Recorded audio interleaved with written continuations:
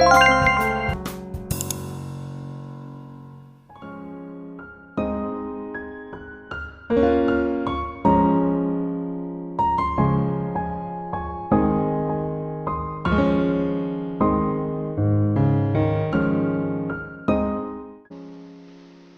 siap. Terima kasih Ibu atas waktu yang sudah diberikan kepada saya.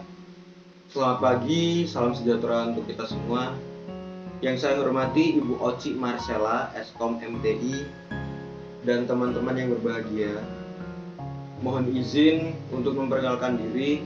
Nama saya Franciscus Asis Sigalituno Kojati dengan NPM 211210172 dari kelas 2 MAP 5. Pada kesempatan kali ini, saya akan mempresentasikan sebuah tugas video dengan tema yaitu meresum dan menjelaskan materi Internet of Things, biasa yang disebut dengan IoT, yang telah Ibu Oci Marcella berikan dari pertemuan 1 sampai pertemuan 14. Baiklah, saya akan memulai presentasi saya. Baik teman-teman, pada pertemuan pertama yaitu dengan judul IoT dasar. Nah, jadi di sini saya akan membahas sebuah pengertian apa sih itu IoT gitu. Nah, pasti teman-teman sudah tahu kan apa yang dimaksud dengan Internet of Things. Jadi, menurut materi yang sudah saya tangkap, Internet of Things adalah suatu konsep di mana objek tertentu punya kemampuan untuk mengirim atau mentransfer data melalui jaringan internet. Nah, teknologi IoT ini merupakan sebuah terobosan baru yang telah diciptakan oleh manusia dari beberapa generasi, sehingga setiap saat mengalami banyak perubahan dan penemuan hal yang baru. Di saat itulah akses jaringan dan sumber daya berbasis nirkabel juga berkembang dan banyak menggantikan penggunaan jaringan kabel saat ini. Baik, untuk selanjutnya pada pertemuan 2 kita membahas manfaat dan dampak. Nah, jadi di dalam sebuah IoT ini pasti ada manfaat dan dampaknya teman-teman. Yang pertama yaitu ada sebuah dampak positif IoT.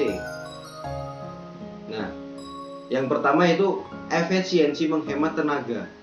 Yang kedua, bisa memantau sesuatu dari jarak jauh, cukup melalui handphone. Jadi kita bisa memantau nih teman-teman menggunakan HP kita masing-masing gitu, atau bisa juga menggunakan komputer yang terhubung dengan internet.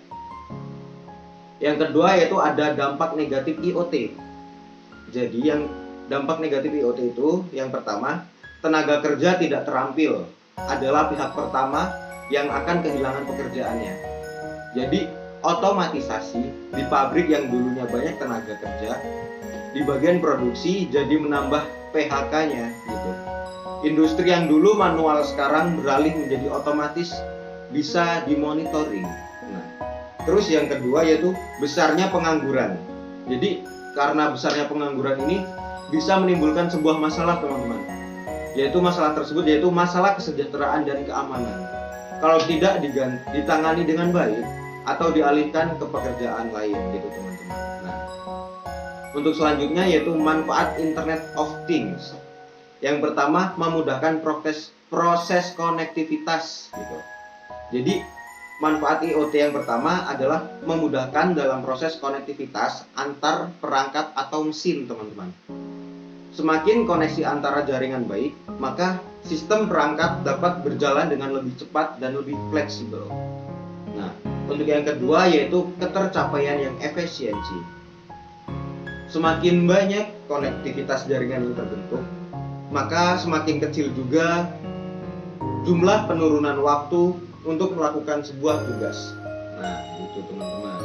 Dan yang ketiga yaitu meningkatkan efektivitas monitoring kegiatan, efektivitas untuk mengontrol dan memonitoring sebuah pekerjaan menjadi lebih mudah. Baik. Nah, untuk materi yang selanjutnya yaitu pertemuan 3 tentang perangkat IoT teman-teman. Nah, di dalam perangkat IoT ini yang pertama adalah jaringan internet. Nah, jadi jaringan internet terdiri dari privat, publik, akademik, bisnis, dan pemerintah lokal ke lingkup global. Dihubungkan oleh beragam teknologi elektronik seperti nirkabel dan jaringan optik.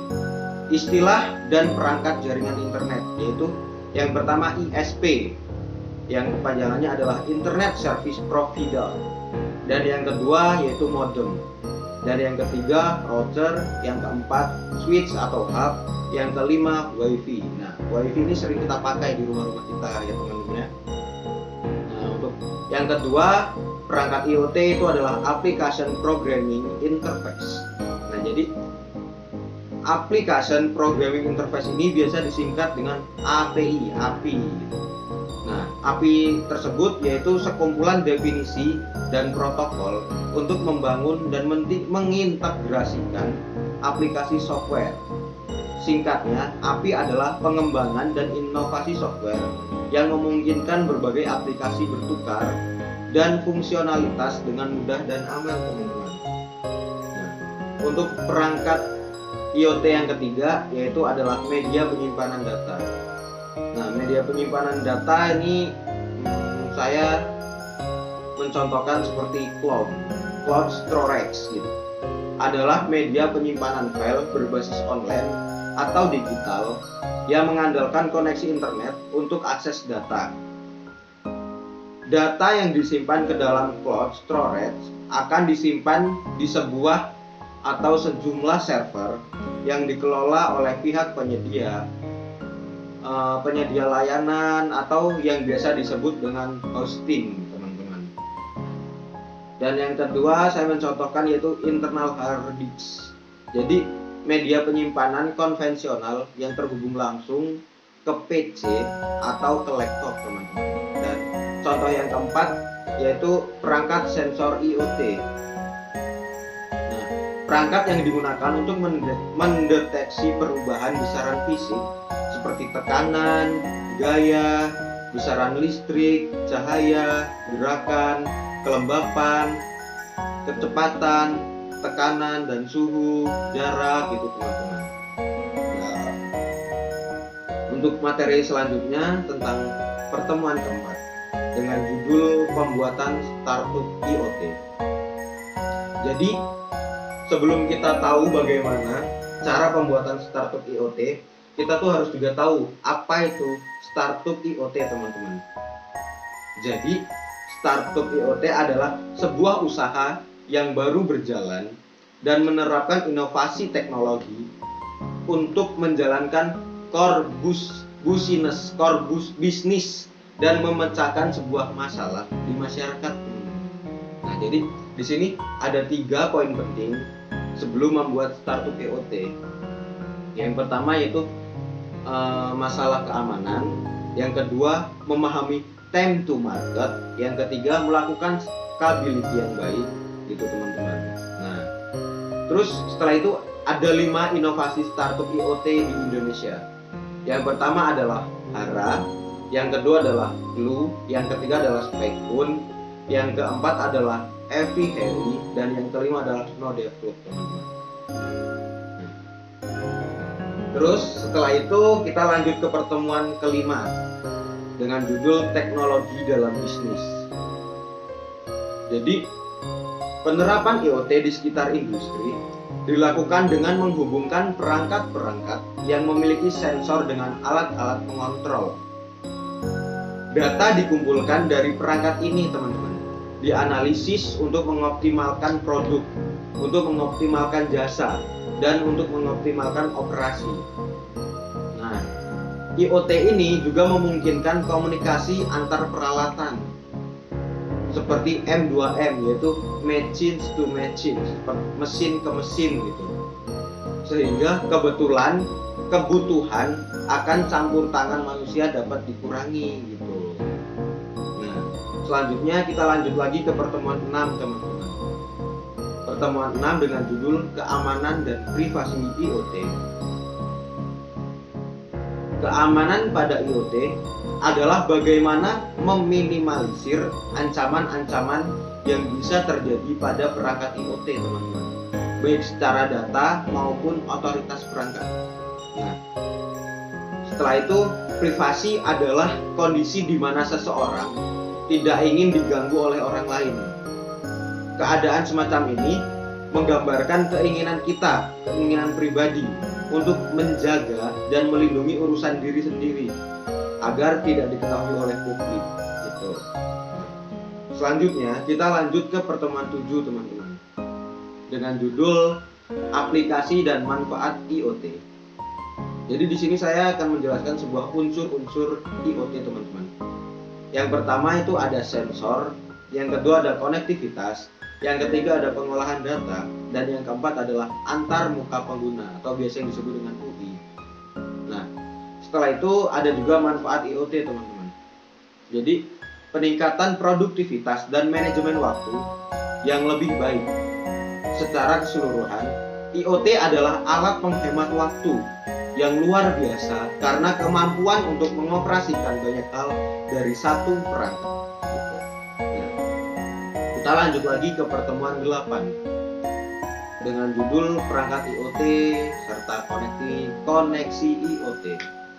Jadi di sini saya menyebutkan yaitu yang pertama adalah smart TV, yang kedua adalah smartwatch, yang ketiga adalah smart speaker, yang keempat adalah smart light bulb, yang kelima adalah Bluetooth, yang keenam adalah WiFi, dan yang ketujuh adalah RFID gitu. Nah, kita lanjut lagi ke pertemuan 9 dengan judul platform IoT. Jadi di sini ada 5 area yang harus dipertimbangkan dalam memilih platform IoT. Yang pertama adalah reputasi perusahaan penyediaan IoT platform. Yang kedua, ekosistem yang luas. Yang ketiga, open APIs. Yang keempat adalah fokus vertikal. Yang kelima adalah orientasi yang kuat. Nah, untuk selanjutnya, kita lanjut lagi ke pertemuan 10, teman-teman, dengan judul Smart City. Nah, jadi pengertian Smart City tersebut jika kita terjemahkan ke bahasa Indonesia bisa juga disebut dengan kota cerdas. Nah, jadi kota cerdas ini atau biasa yang disebut dengan Smart City adalah sebuah konsep kota cerdas atau pintar yang membantu masyarakat yang berada di dalamnya dengan mengelola sumber daya yang ada dengan efisien. Nah, di sini dia juga memberikan informasi yang sangat tepat, teman-teman, kepada masyarakat atau kepada lembaga dalam melakukan kegiatannya ataupun mengantisipasi kejadian yang tak terduga sebelumnya. Nah, untuk tujuan Smart City sendiri yaitu adalah mengoptimalkan fungsi kota dan mendorong pertumbuhan ekonomi dengan menggunakan teknologi pintar dan analisis data. Setelah itu ada juga manfaat Smart City. Manfaat Smart City itu untuk mengimbangi pertumbuhan penduduk. Pengintegrasian teknologi dalam konsep Smart City pun dianggap menjadi salah satu solusi yang diperlukan. Nah, untuk selanjutnya kita lanjut lagi ke pertemuan 11, teman-teman, dengan judul Big Data. Di sini pengertian Big Data tersendiri yaitu adalah sebuah kumpulan data yang sengaja disimpan untuk dianalisis demi meningkatkan produktivitas dan efisiensi proses pengambilan keputusan bisnis. Masalah kerap timbul, teman-teman, ketika penambahan data jadi sangat cepat. Nah, sehingga sulit menyimpan semua data secara konvensional. Untuk mengatasi masalah tersebut, muncullah solusi. Solusinya ini gratis, berbasis open source, bernama Hadoop. Solusi tersebut yang umum dipakai perusahaan di dunia. Nah, selanjutnya ada 3 sifat big data. Yang pertama yaitu adalah volume. Volume ini menggambarkan jumlah data dalam variabel petabyte atau hexabytes seperti SQL. Nah, yang kedua yaitu kecepatan. Kecepatan ini menggambarkan kecepatan dalam menganalisis data, seperti penjualan bisnis, eksperimen ilmiah, atau aplikasi real time yang mengacu pada tipe data. Dan yang ketiga adalah variasi. variasi mengacu pada tipe data, bisa berupa sebuah data terstruktur seperti data relasional, data semi terstruktur, atau data tidak terstruktur seperti kata, PDF, atau log media. Dan selanjutnya yaitu manfaat big data, teman-teman. Yang pertama adalah pengurangan biaya, yang kedua pengurangan waktu, yang ketiga pengembangan produk dan penawaran yang dioptimalkan, yang terakhir adalah pengambilan keputusan yang cerdas. Nah, di sini saya akan menyebutkan sebuah contoh big data juga. Jadi big data ini ada, yang saya ketahui ada 6 contoh big data ini. Yang pertama adalah internet, yang kedua adalah smartphone, yang ketiga adalah media sosial, yang keempat adalah smart device, yang kelima adalah digitalisasi, dan yang keenam adalah media. Itu, teman-teman. Nah, jadi selanjutnya melanjutkan ke pertemuan 12 dengan judul media penyimpanan eksternal. Penyimpanan eksternal ialah setiap jenis perangkat penyimpanan yang dapat terhubung dan dikendalikan oleh komputer, tetapi tidak terintegrasi di dalamnya. Umumnya perangkat unit peripheral seperti disk drive. Perangkat penyimpanan eksternal dapat dibagi oleh lebih dari satu komputer. Dan floppy disk atau yang biasa disebut dengan disket adalah media penyimpanan yang terbuat dari disk penyimpanan magnetik yang tipis dan fleksibel. Proses pengoperasian tulis dan baca pada floppy dilakukan oleh floppy disk drive atau yang biasa disingkat dengan FDD. Untuk selanjutnya kita lanjutkan saja langsung ke pertemuan 13 dengan judul Web Service, IoT, dan AL. Nah, jadi di sini adalah manfaat web service. Yang pertama adalah interoperabilitas, yang kedua adalah protokol standar, yang ketiga adalah komunikasi biaya yang rendah. Nah, setelah itu ada juga prinsip kerja IoT dan AL. Dalam prinsip kerjanya, IoT dan AL saling berkesinambungan. IoT menjadi tempat untuk mengumpulkan informasi, termasuk big data yang dikumpulkan dari berbagai sumber dan perangkat. Sementara AL itu berperan sebagai mesin yang menganalisa dan memutuskan apa tindakan yang harus diambil dari kumpulan data dengan parameter yang telah ditentukan.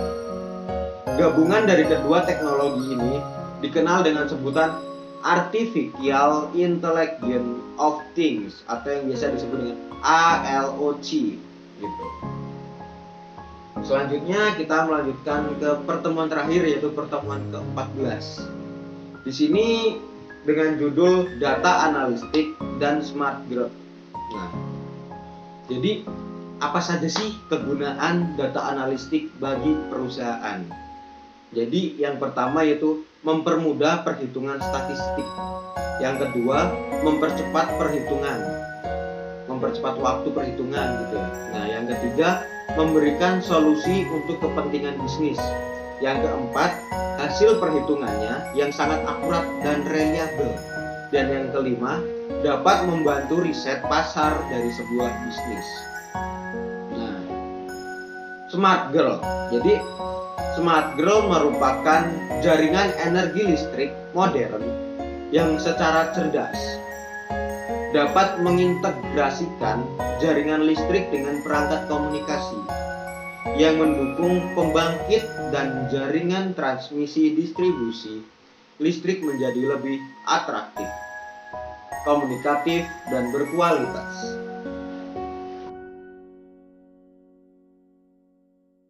Nah, jadi selesai sudah presentasi saya hari ini. Jika ada kekurangan, saya minta maaf. Saya akhiri. Salam sejahtera untuk kita semua. Terima kasih.